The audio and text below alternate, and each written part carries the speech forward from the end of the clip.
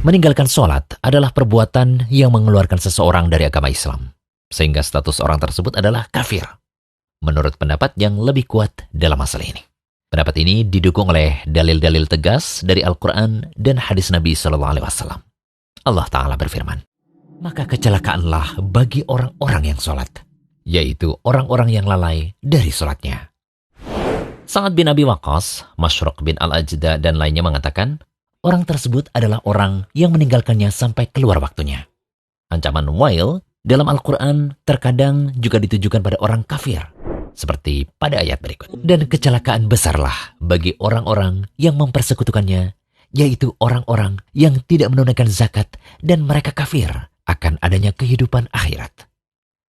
Dari Jabir bin Abdullah, Rasulullah SAW bersabda, pembatas antara seorang muslim dan kesyirikan serta kekafiran adalah meninggalkan sholat.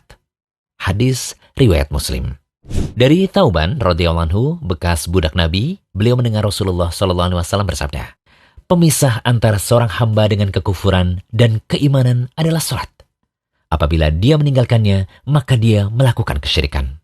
Hadis riwayat At-Tabari dengan sanad sahih.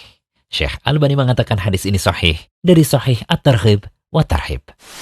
Lalu bagaimana jika seseorang yang dulunya punya akhlak yang buruk sehingga tidak pernah melakukan sholat, lantas pada masa kini ia ingin bertobat?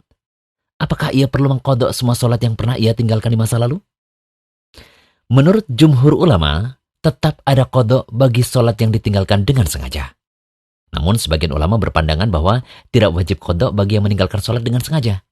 Yang jelas, orang yang meninggalkan sholat dengan sengaja telah terjatuh dalam dosa besar. Kewajibannya adalah bertobat kepada Allah, yaitu menyesal, kembali lagi mengerjakan sholat, dan bertekad tidak akan meninggalkannya lagi pada masa yang akan datang. Hendaklah ia rajin mengerjakan pula amal soleh, dan menutup kesalahannya dengan rajin mengerjakan sholat sunnah. Ibnu Hazm rahimahullah berkata, adapun orang yang meninggalkan sholat dengan sengaja sampai keluar waktunya, maka tidak ada qadha baginya selamanya.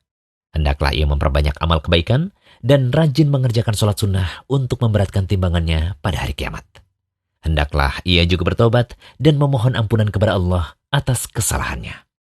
Pendapat yang menyatakan tidak perlu ada qadha juga menjadi pendapat Umar bin Khattab, Ibnu Umar, Sa'ad bin Abi Waqqas, Salman, Ibnu Mas'ud, Al-Qasim bin Muhammad bin Abi Bakar, Badil Al-Waqaili, Muhammad bin Sirin, Mutarif bin Abdullah, dan Umar bin Abdul Aziz.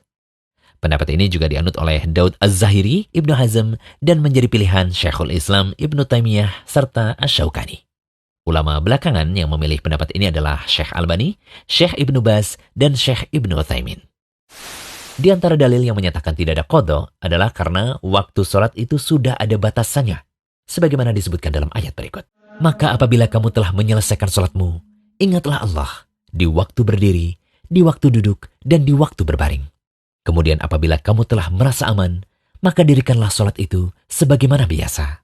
Sesungguhnya sholat itu adalah fardu yang ditentukan waktunya atas orang-orang yang beriman. Quran Surah An-Nisa ayat 103. Nah, berarti tidak boleh mengerjakan sholat di luar waktunya kecuali jika ada dalil. Dalam Al-Muhalla disebutkan bahwa karena Allah telah menetapkan waktu sholat punya batasan awal dan akhir. Jadi jika sholat tidak boleh dilakukan sebelum waktunya, maka juga tidak boleh dilakukan setelah waktunya habis. Ketika seseorang meninggalkan sholat dengan sengaja, kemudian dia mengerjakan sholat ketika tobat, maka hakikat yang terjadi adalah yang pertama, dia mengerjakan sholat di luar waktu dan mengerjakan sholat setelah waktunya habis, statusnya tidak sah. Yang kedua, dia melakukan kafarah atau penebus dosa yang tidak ada panduannya dari dalil. Sementara penebusan kesalahan meninggalkan sholat yang disebutkan dalam dalil hanya berlaku untuk mereka yang ketiduran atau kelupaan. Sehingga pada prinsipnya, bagi orang yang ingin bertobat dari perbuatan meninggalkan sholat selama jangka waktu yang lama, maka bisa dilakukan dengan cara, pertama, ikhlas, dengan memohon ampun kepada Allah. Kemudian meninggalkan dosa yang dilakukan, menyesali perbuatannya, sehingga dia mengakui apa yang dia lakukan adalah kesalahan, bertekad untuk tidak mengulangi dosa yang dia lakukan, dan melakukan perbaikan atau upaya yang bisa memperbaiki dirinya. Bagi siapa saja yang meninggalkan sholat wajib, agar segera bertobat dan memperbanyak melakukan sholat sunnah.